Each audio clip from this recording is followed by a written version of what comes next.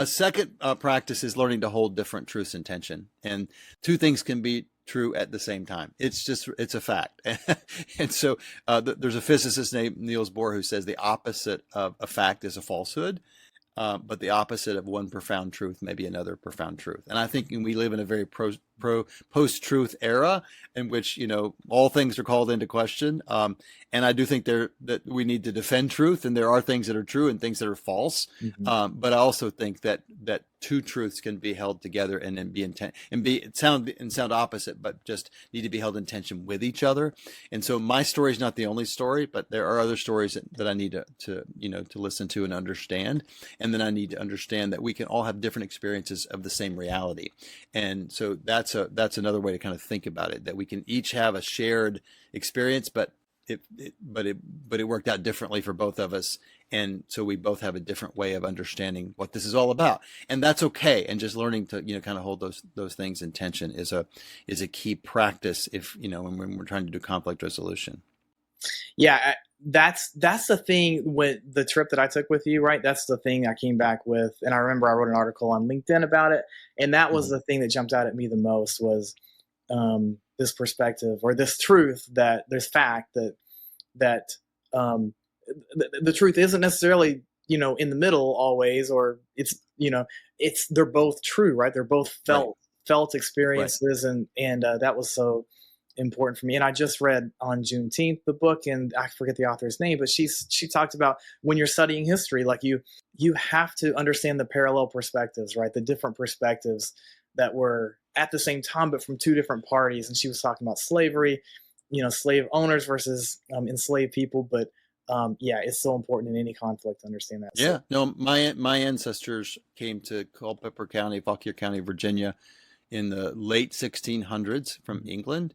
And there were Africans who were brought to that same county, the same time as my ancestors, under very, very different conditions.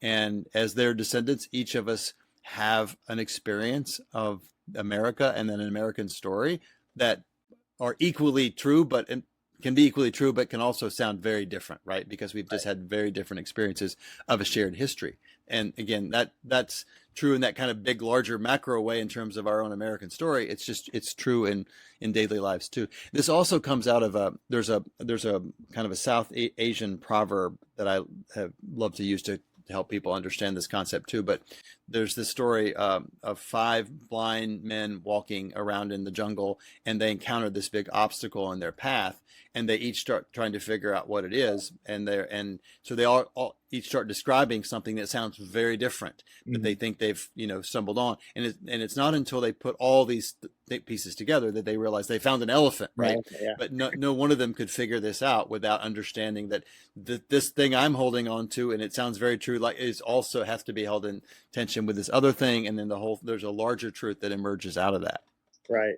Yeah, I've heard the trunk versus the leg versus the ear. Exactly. Yeah. Exactly. Yeah. Yeah. So there's a lot of ways that you can get at this to help people understand that it makes sense, but it really is just a critical thing to do. That my experience, can be very different than yours. That this truth may be very different than that truth. It's not to say that truth is relative or there's no such thing as something that's objectively true, but it's just to say that if you're really going to do conflict resolution, you have to understand people's experiences and how they got here, and again, that kind of surfaces as you learn to listen better, and you listen for there's usually something deeper inside us that has formed us and shaped us in a way. And so sometimes that's what's driving the difference in the conflict and and we have to kind of empathetically learn to listen to those kinds of things.